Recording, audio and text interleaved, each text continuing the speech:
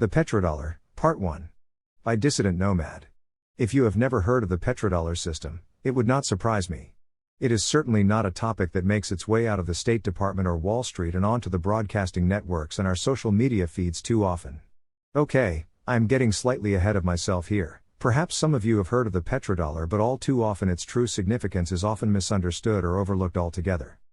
In the simplest of terms, the petrodollar system is the practice of trading oil for US dollars, and US dollars only, rather than another currency. This means that no matter what country is buying the oil, they pay the oil-producing country in dollars. And this is the petrodollar system. The dollar is the world reserve currency, making it the medium of exchange for goods, services, trade, travel, investments, commodities and much more. The petrodollar has a central role in enabling all of this. Many feel that this arrangement gives the U.S. exorbitant privilege as oil is the most sought-after commodity in the world, and thus being priced and traded solely in dollars makes the U.S. dollar the most dominant currency.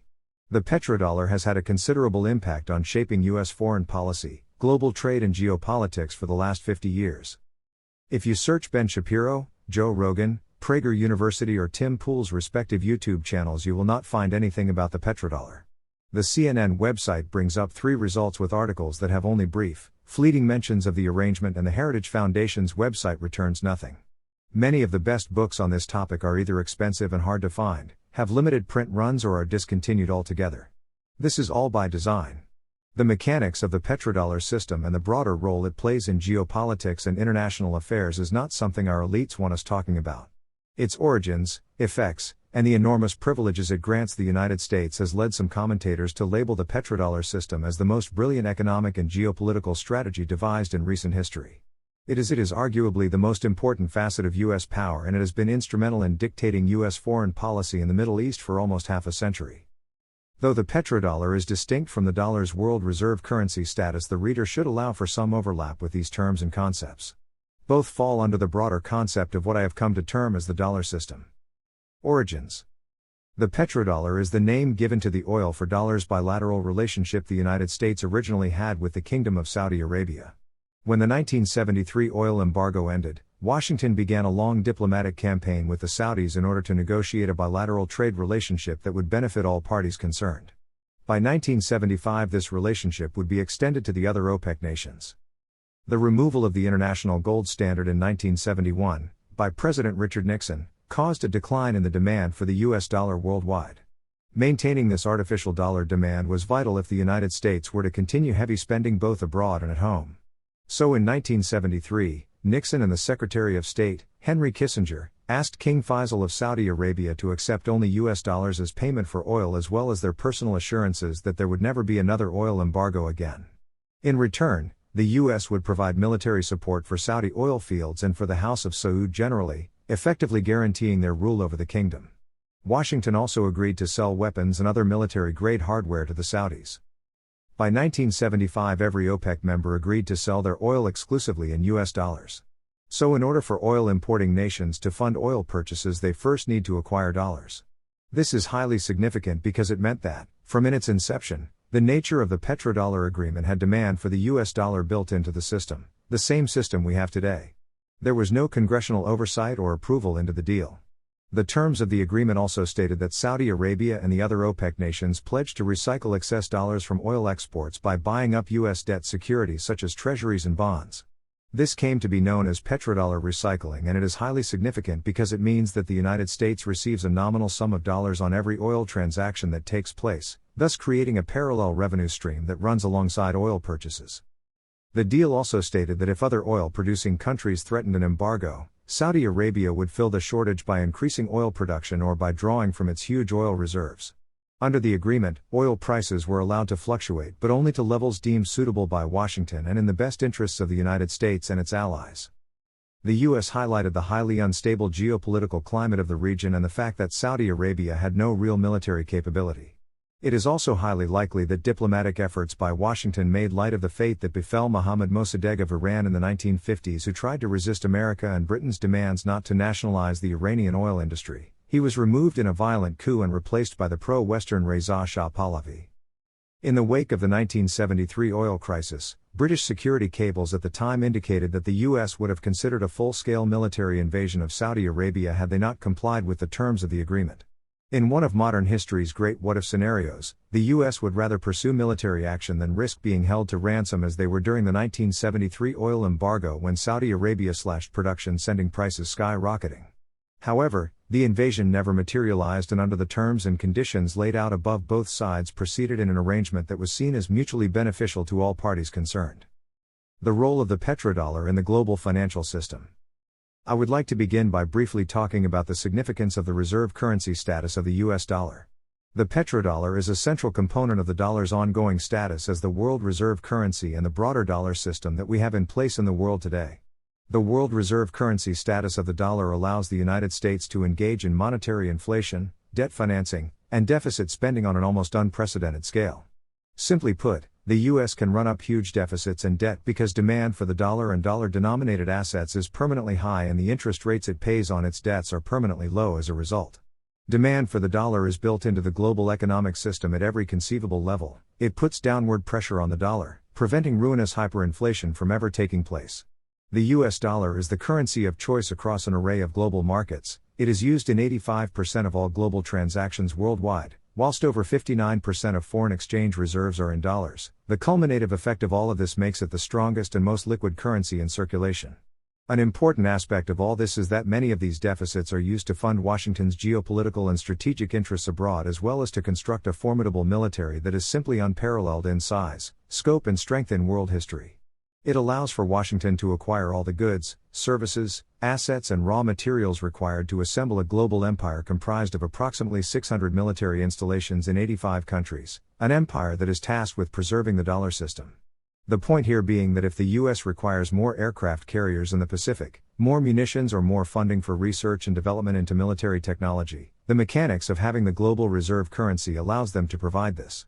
Whereas other countries would have to deal with the real inflationary effects of printing more units of currency, the US can monetize its debts abroad, all with low interest rates attached too. How the petrodollar system ties into US foreign policy objectives will be explored in more detail in Part 2 of this series. By tying the dollar to oil, it created an immediate artificial demand for US dollars around the globe. That is, as global oil demand increases, so does the demand for US dollars, because dollars are required to purchase oil. Oil is always in demand, and thus so are dollars. In fact, the petrodollar is one of several financial mechanisms that ensures that demand for the US dollar is ever present in the global economic system. Before the advent of the petrodollar arrangement, demand for the dollar was falling. Dollars poured in from abroad and inflation spiraled out of control as countries scrambled to exchange their surplus dollars for gold, which led to Nixon eventually removing the gold peg in 1971.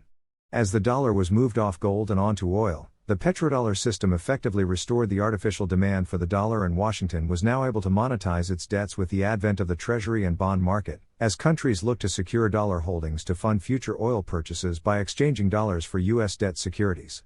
In fact, the advent of the petrodollar system led to US government debt securities becoming the most in-demand reserve asset in the world, that is, as a store of value that can be safely traded in later, effectively replacing gold as the number 2 asset.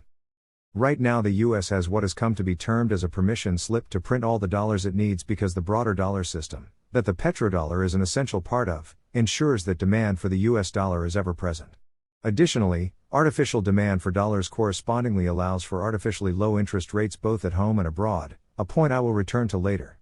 The petrodollar arrangement demonstrates perfectly how, contrary to claims from the right about the so-called free market, creating both value and demand artificially by fixing prices is more desirable than merely leaving it to the market. That is to say, the petrodollar consolidates demand for the US dollar whilst giving Washington a controlling hand in the petroleum industry and, ultimately, the global economy more broadly, something that the free market does not.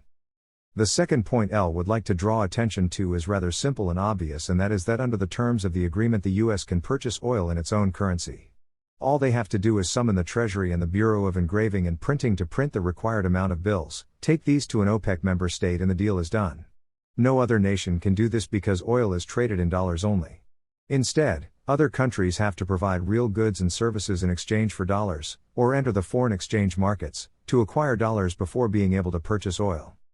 Speaking of goods and services, this leads us on nicely to my third point, and that is that the oil for dollars system allows the US to assume the upper hand in world trade. Simply put, The act of moving the dollar off gold and tying it to foreign oil forced every oil importing nation in the world to create and maintain a consistent supply of Federal Reserve paper, and in order to get that paper they would have to send real physical goods to America. Countries had to maintain good relations with Washington as they needed ample supplies of dollars in order to maintain healthy foreign currency reserves, for trade and for future oil purchases too. The result of all this is that the petrodollar system encouraged cheap exports to the United States as oil importing nations restructured their trade policies in line with Washington's requirements in order to bring in more dollars. US dollars went out and everything America needed came in, and came in on Washington's terms no less, and the US got very, very rich as a result. Also, the US is not forced to produce more or to reduce consumption in order to meet its energy requirements. Make no mistake about it, the petrodollar system is one of the fundamental components of the American empire, as it contributed enormously to the dollar's position as the world reserve currency.